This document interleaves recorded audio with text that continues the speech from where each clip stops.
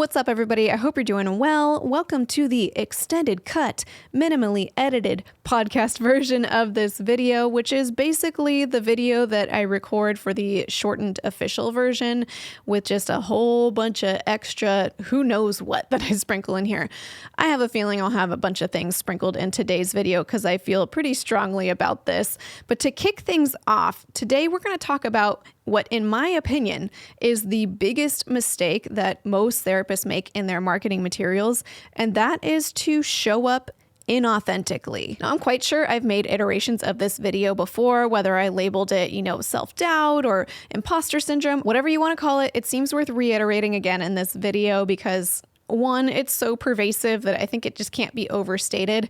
And also, I'm going to provide a different perspective in this video than I think I've talked about before as far as how to overcome this marketing issue. So stay tuned for that. Now, if this is totally new to you, you might be wondering, what does authenticity have to do with marketing your practice? Aren't those on two totally separate planes? So let's talk a little bit about how being inauthentic can impact your marketing. Oh, and before we get any further into this, let me just remind you that everything I say is my opinion, as is true about everything on this channel. So this is just my perspective of what the biggest mistake is when it comes to marketing our practices, and also some tools about how to address it are also my opinion. So let's connect the dots. How does being inauthentic in our marketing channels negatively impact our bottom line as a therapist? The way I see it, if we have any amount of self-doubt regarding how much our authentic self can genuinely help the folks that we serve, then we're likely going to show up with some kind of a mask on whenever we present ourselves in our marketing materials. And this is relevant no matter where or how you choose to market your practice. And we're talking about,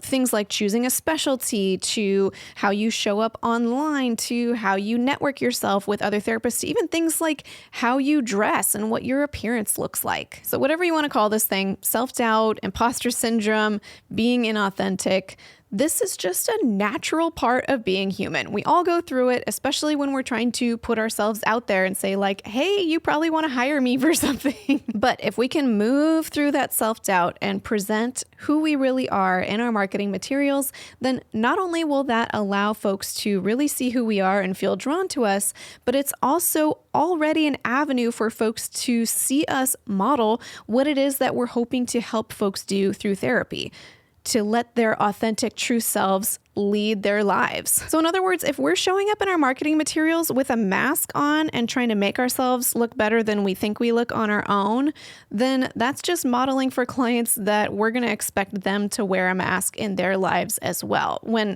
I don't know about you, but at least for me, with the clients that I work with, most of the work that we're doing can be summed up as helping folks embrace their most authentic selves and leading from that space in all aspects of their lives. So it starts with modeling those choices myself, of embracing who I am fully and leading from that place, even in my marketing materials. Now, if you're hearing all of this and saying, oh no, I'm definitely in this camp of kind of putting a mask on in my marketing materials, fear not.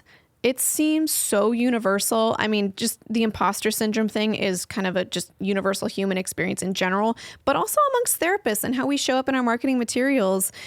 It's pretty common to kind of hide who we are and present this kind of picture of professional therapist thing that feels a little bit inauthentic. So no need to be hard on yourself if this is you. Most of us have done this before if we're not doing it right now. But in this video, I have a tool to help you overcome this tendency to kind of put a mask on in your marketing materials. And then I give a few examples of how to apply this in your marketing materials. Okay, so I won't lie. The tool that I have to offer to help you overcome being inauthentic in your marketing materials is pretty simple. Let's face it, sometimes the solution is simple. It's just difficult to implement, which we'll get into. But here's my kind of two-step solution to overcoming being inauthentic in your marketing materials. First, ask yourself, in an ideal situation, how do I want my clients to show up in their lives when they graduate from counseling? And then for each channel that you utilize to market your practice, follow up and ask yourself, am I embodying the outcome that I want for my clients and how I'm showing up here? Now, let me clarify what I mean, because I could see that getting misinterpreted. By embodying the outcome that you want for your clients in your marketing materials, I don't mean to pretend that you feel awesome regardless of whether you feel awesome or not. I don't mean to pretend that you're healthy, regardless of whether you're healthy or not. At least I'm assuming that for most of us, we're not trying to teach our clients to pretend to be doing better than they actually are. But I would argue that embodying the outcome that we want for our clients does look like acknowledging our humanity, leaning into our growth edges, and allowing our passions and our values to be our top priority. At least those are the things that I want for my clients. Am I right? Now, I think most of us therapists know this already because we've walked with our clients through the same process so many times, but showing up authentically proves to be extremely difficult. And we know this because when we take off the mask and we show up as our authentic selves, then when the world responds with scrutiny, with judgment, with rejection, we receive that as I am being judged, scrutinized, and rejected. When we put up a mask and the world judges us or does whatever negative towards us, we can say, well, yeah, but I had that mask on, so they didn't really see me for who I was and judge me. But we also know that when we put ourselves out there with this mask on, then any sort of positive feedback, things that go well, fall flat because we don't actually receive that within ourselves. We're just saying like, well, yeah, that's just because I was wearing that mask. And when we remove that mask and we really put our authentic self out there, then despite all the raw pain that comes with any sort of judgments and rejections and challenges, there's also a very genuine joy and satisfaction that comes whenever there's a kind of positive type of feedback that comes our way as a result. So if you can imagine, if you're able to authentically put yourself out there in your marketing channels, that any potential clients who come your way who seem really interested based on what they saw of you online or heard through word of mouth or whatever it might be, is very aligning. It feels very fulfilling when that happens. Now, I'll share a little bit extra with y'all on the podcast. This is something that, I still to this day, I struggle with this idea of like, should I put up a mask to kind of protect myself versus present my most authentic self? And it certainly is my desire and my value to, as much as possible, show up authentically everywhere in life, including in my marketing materials. But there was a definitive moment where I made a choice to change the way that I showed up in my marketing materials, where I was so authentic that it scared me. It was really difficult for me. But once I crossed that threshold and made some really intentional choices about how I showed up, particularly through my website, which is my primary marketing channel, most people find me through a Google search, then whenever a potential client would contact me at that point, my defenses would already be down because whether they liked what they saw on my website or not, they saw enough that made them feel comfortable enough to reach out to me and see if we might be a good fit to work together. I didn't have to feel like I needed to keep my mask on to prove that I was worthy as a therapist or, try to prove to them that I could be a good fit. They already witnessed who I am and how I operate on my website. They can ask questions about that if they have them, but most likely they already feel comfortable enough based on what they saw to work with me that felt really aligned for me and made the whole process a lot smoother. Not to mention that then the folks reaching out to me were definitely resembling my ideal clients. It was just a clear match most of the time right away. So it also just saved a lot of work and effort, probably on both of our parts. But before I had made that really intentional shift of trying to release the mask of like professionalism and the defenses of like, I need to prove myself as, being a good enough therapist or whatever I was trying to do, I always felt on the defensive in that initial, phone screen. I felt like I had something to prove. I needed to show that I was capable or I was this professional therapist. I was equipped or I don't know. I don't even know, honestly, what I was trying to prove. But I had my own anxiety kind of backing this mask that I'd put up. It kind of carried with me beyond just my marketing materials. So this may or may not be what's happening for you, but I'm just aware that when I let my marketing materials show my authentic self, it made the entire process of therapy, not just the marketing part of it, a lot easier for me. And I can only imagine that that can only benefit the clients. I'm sure that Marie, with her defenses up, feeling anxious, comes through in some respect and impacts things for clients as well. So a little bonus piece of info for you podcast listeners. Okay, so I kind of named like this high level tip of like how to show up authentically. But as we know, these things are easier said than done. Like it's not so simple as like, how do I want my clients to show up in their lives? And like, let me just apply that to my marketing materials. So let's think through some examples of how to show up authentically in different marketing channels. The first channel I want to talk about might not sound like it has anything to do with marketing, but it does. And that's your specialty.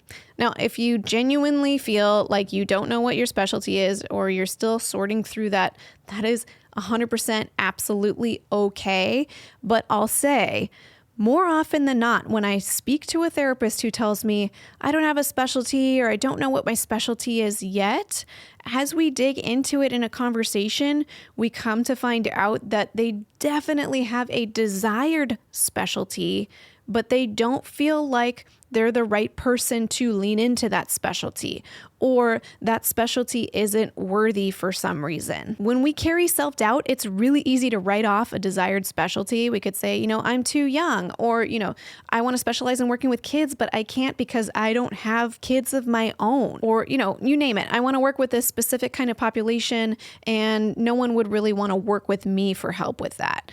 We are so capable of creating a story about why our specialty wouldn't work for us before we ever lean into the specialty and kind of collect data on whether that's actually true. So if you're in this camp of feeling like, whatever my desired specialty is wouldn't work out for whatever reason, maybe imagine being your own therapist. Like if this were your client saying like, yeah, I can't really specialize in that thing because I'm writing myself off for whatever reason, how would you respond to your client in that moment?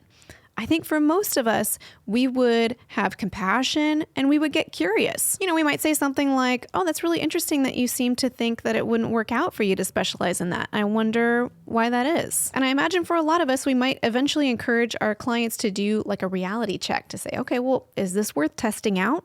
Do you want to give it a try and see if what you're afraid of is really true? So hopefully you're getting the idea here that if you're kind of like writing off the specialty that you're really interested in, see if you can invite the same kind of compassion, curiosity, and problem solving that you would utilize with your clients. And if you're feeling a total block when it comes to trying to turn that compassion inward, it's a great opportunity to invite a trusted colleague to walk you through the same exercise. And you can kind of coach them to say, like, I'm not looking for like the direct advice about like, oh, the market's saturated with child therapists or whatever it might be, but to invite that same kind of compassionate curiosity to just explore, like, where's that block happening for you? I'm thinking of those curious, wondering questions like, oh, I wonder why that is, or what makes you think that, or where did you learn that from? Another example of where we can put up a mask in our marketing is through networking, whether you're networking with other therapists or just professionals in the field in general. I feel like for me, this has been one of the toughest places for me to really unlearn this. Like, I'm still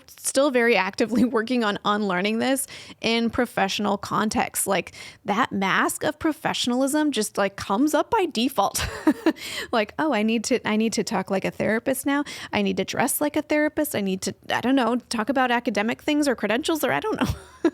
I somehow feel the need. So you might be in the same boat with me as well. I think it's become so common to put up a front of professionalism amongst therapists that it's kind of almost become a default state in some circles. Even if there's an entire circle of folks where they all value showing up authentically, but they just kind of like revert to this default mode of like putting this professional mask on. Now, this feels like a good moment to pause and talk about like, what is professionalism? And let me repeat my little preface that I named at the top, that this is just Marie's opinion and perspective of professionalism.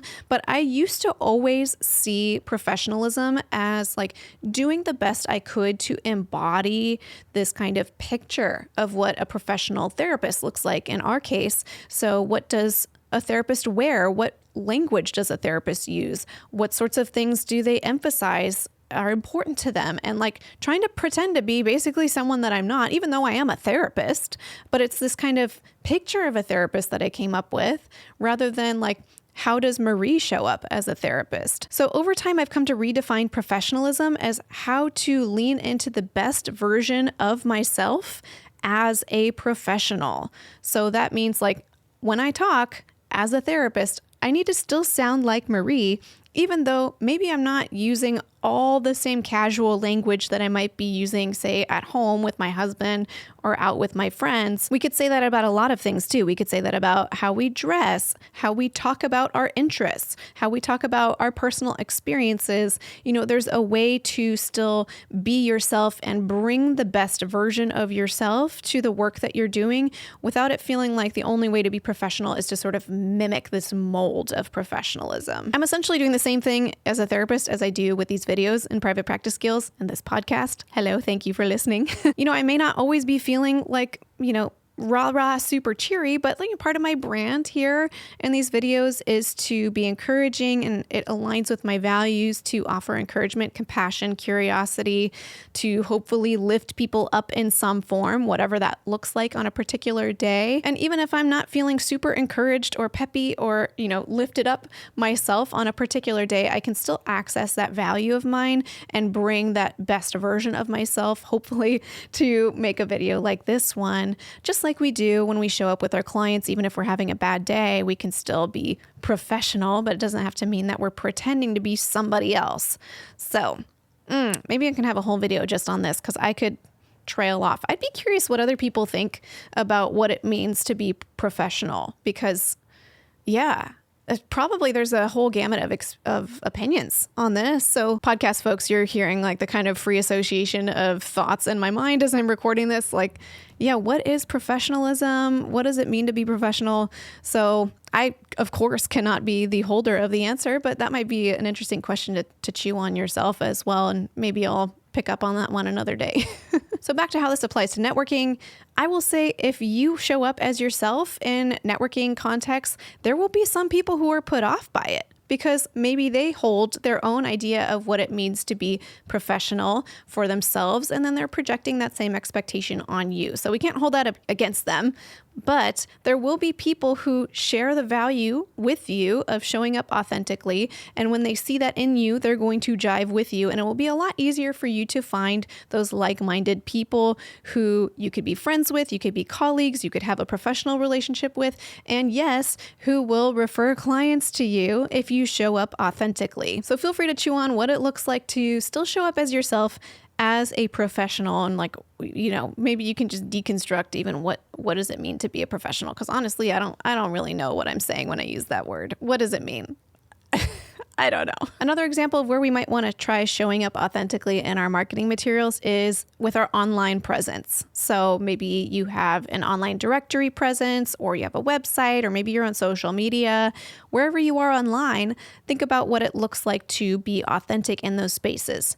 Now, I know for so many of us, again, myself included, I did this for the longest time, we lead with our trainings, with our credentials. We're kind of making a case for, here's all the ways that I've taking these external variables to equip myself to help you. And do not get me wrong, all of those trainings and credentials are very much valid. We need to have those things, but sometimes that's all we might include or what we lead with. And what can happen inadvertently sometimes when we lead with our credentials and our training is folks can feel kind of almost a sense of disconnect. Like, oh yeah, look how much training Marie has, this and that, and I don't know what I'm doing. And we kind of could feel that sort of us and them experience as a potential client, versus if somebody leads with a sense of their humanity, their passions, their values. Why did somebody get interested in this field to begin with? Why is this work exciting? Oh, and by the way, I have all this training to back up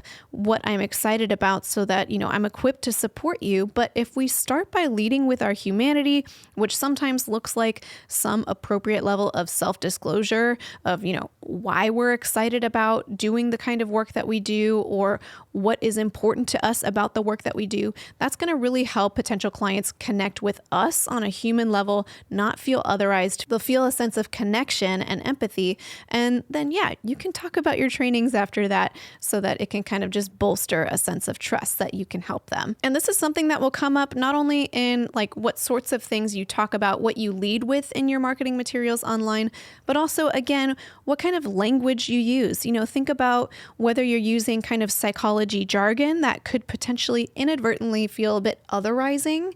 Like if you're saying, I specialize in, this treatment type or this theoretical orientation or whatever it might be, that can sometimes be off-putting for people, especially if they don't know what those words mean. So if you can find ways to make your language accessible for more people, especially whoever your potential clients are, and trying to minimize how much jargon you use, or if and when you use jargon to explain what it means in layman's terms, that's also really helpful. There's another example of authenticity I want to touch on that isn't necessarily exclusively about marketing, but definitely is related to marketing as well. And that's our appearance. Like, how do we show up authentically in the way we look? This is something I've really struggled with over the years. And again, just like these other things that we've talked about, I had this picture of what a professional therapist looked like, literally looked like. And I tried to mimic that in my appearance. I wore clothes that didn't necessarily reflect what I felt comfortable wearing or what felt like expressed me, how I did my hair, my makeup, things like that. And I wish that that's something that we talked about more, because I would love it if professional appearance for therapists really just reflected who you are in an elevated way, let's say. And what I mean by elevated is just elevated for you, meaning you're probably not going to roll out of bed and do absolutely nothing with your appearance whatsoever and just show up in the office and see therapy clients. I mean, if you're able to do that and still look professional, more power to you. I know for me, if I were to do that, I'd be rolling out of bed with my jammies and my Totoro socks and my hair a mess and looking like maybe I just am not really prioritizing my therapy work, and that being reflected in my appearance. So please let me emphasize, when I talk about kind of elevating your appearance, I'm talking about elevated for you, taking your best self, something that's very much you, and putting that forward, kind of highlighting the things that reflect you. That's not going to be a universal type of professionalism for all people. For me, I like to put some makeup on that helps me feel more professional. And for somebody else, putting makeup on might feel completely inauthentic. Or, for me, depending on the day, I like to style my hair with heat, and other times I let it air dry, like today. There is no one professional way to do things. And also what type of clothing, piercings, tattoos, haircut, just be you. Be you. I'm going to go on a little rant and just say, be you, and whatever makes you feel internally within yourself that you are put together, like you put a little bit of effort into what you look like in order to present your best self with your clients. That is what professional appearance looks like for you. And please do not let anybody tell you otherwise. I could go off on this. And that also includes, how you present yourself, of course, in any sort of marketing channel. If you have headshots, look like you. What do you normally wear with your clients? And how do you normally put yourself together? Whatever that means for you. Let that be what you present in your headshots, or, a networking meeting, or whatever it is that you might be doing. All right, end rant. Let's keep going. The last marketing example that I wanted to touch on presenting your authentic self is your initial contact with potential clients. Now, this one I don't necessarily have a prescription for how to show up authentically. But what I do want to say about this is, if you're finding for yourself that when you have that initial contact or that initial phone screen with potential clients, that you're feeling defensive, or like your walls are up, or that you're feeling like you need to kind of prove yourself, anything along these lines, those are all really great opportunities to seek some consultation with a very trusted colleague and just say, hey, I'm noticing I have this tendency. Can we talk through this? And again, curiously explore this to see if we can understand what might be happening there. Because I'm guessing some amount of self-doubt or something in that realm is likely kicking in and would like some parsing out, so that hopefully you feel like also in your initial contact, you can show up authentically as yourself. Doesn't that sound nice? I think it sounds nice. And it also makes work feel less like work, because if you have to keep showing up with a mask in all these different aspects of your work, then that feels tiring. And I'm not really interested in doing that, at least. So hopefully these tips kind of have a double whammy effect of, not only will presenting your authentic self help potential clients build trust with you and like actual you, but it will also make your work a lot more enjoyable, because if you are putting up a front and putting yourself out there with a mask on, that's just incredibly exhausting. I've tried it. It's not sustainable, again, in my opinion. Also, a quick announcement for those of you who are watching this in real time around when this podcast is releasing. Now is a great time to start preparing for our 2023 taxes. I know it might feel a little early, but this is a great time to get things set up. And Herd is hosting a free workshop to my viewers all about preparing for 2023 tax season. And it's coming up on November 28th at 12 o'clock Pacific time. So if you can make it, there is a link below to sign up for this webinar. I will be there. I'm excited to learn because I could use some tips myself. And if you're not able to be there live, you can catch the replay as well. So definitely sign up if you're wanting some help with your 2023 taxes. And I'm just going to keep the ball rolling with the announcements. I am definitely launching some type of Black Friday bundle deal of my courses, but I'm still sorting through it. So if you want to make sure you catch the info on that, make sure you're on my email list. I'll link to where you can sign up for my email list below so that you know what the bundle is and you can catch it. Well, I hope you found this video illuminating or encouraging so that you can present your authentic self in your marketing materials. It's only going to help your potential clients, and I would argue it's only going to help you as well. So until next time, from one therapist to another, I wish you well.